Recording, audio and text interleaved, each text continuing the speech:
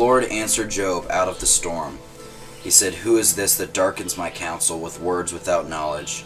Brace yourself like a man. I will question you, and you shall answer me. Where were you when I laid the earth's foundation? Tell me if you understand. Who marked off its dimensions? Surely you know. Who stretched a measuring line across it? On what were its footings set? Or who laid its cornerstone? While the morning stars sang together and all the angels shouted for joy. Who shut up the sea behind doors when it burst forth from the womb? When I made the clouds its garment and wrapped it in thick darkness, when I fixed limits for it and set its doors and bars in place, when I said, this far you may come and no farther, here is where your proud waves halt. Have you ever given orders to the morning or shown the dawn its place, that it might take the earth by the edges and shake the wicked out of it? The earth takes shape like clay under a seal, its features stand out like those of a garment. The wicked are denied their light, and their unpraised arm is broken. Have you journeyed to the springs of the sea, or walked in the recesses of the deep? Have the gates of death been shown to you? Have you seen the gates of the shadow of death? Have you comprehended the vast expanses of the earth? Tell me if you know all this. What is the way to the abode of light, and where does darkness reside? Can you take them to their places? Do you know the paths to their dwellings? Surely you know, for you were already born. You have lived so many years. Have you entered the storehouses of the snow, or seen the storehouses of the hail, which are reserved for times of trouble, for days of war and battle? Where is the way to the place where the lightning is dispersed, or the place where the east winds are scattered over the earth? Who cuts a channel for the torrents of the rain, and a path for the thunderstorm, to water a land where no man lives, a desert with no one in it, to satisfy a desolate wasteland, and make it sprout with grass? Does the rain have a father, who fathers the drops of dew?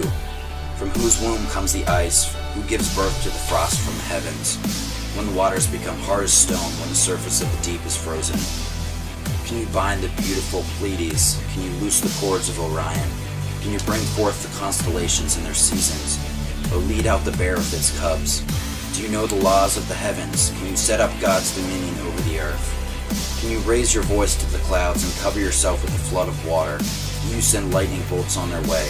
Do they report to you, here we are? Who endowed the heart with wisdom, or gave understanding to the mind?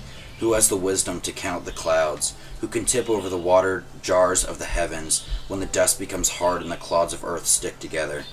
Do you hunt the prey for the lioness, and satisfy the hunger of the lions, when they crouch in their dens, or lie in wait in a thicket? Who provides food for the raven when its young cry out to God, and wander about for the lack of food?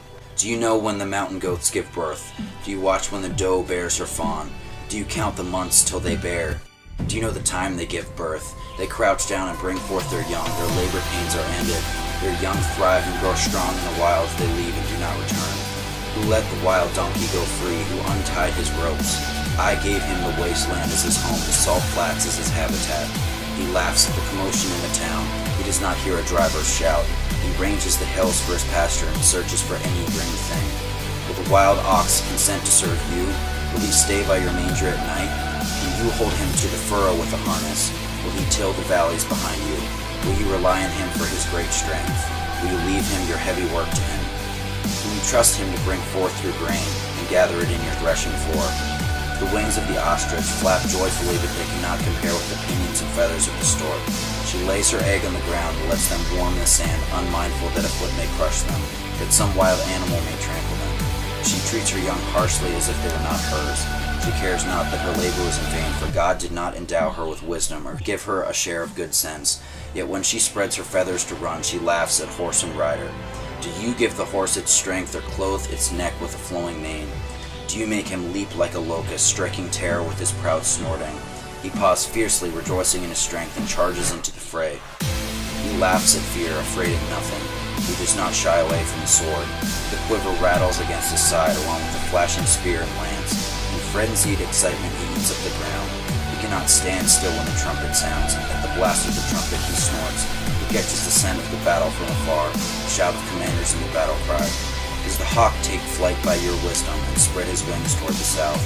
Does the eagle soar at your command and build his nest on high? He dwells on a cliff and stays there at night. A rocky crag is his stronghold. From there he seeks out his food. His eyes detect it from afar. His young ones feast on blood, and where the slain are, there is he.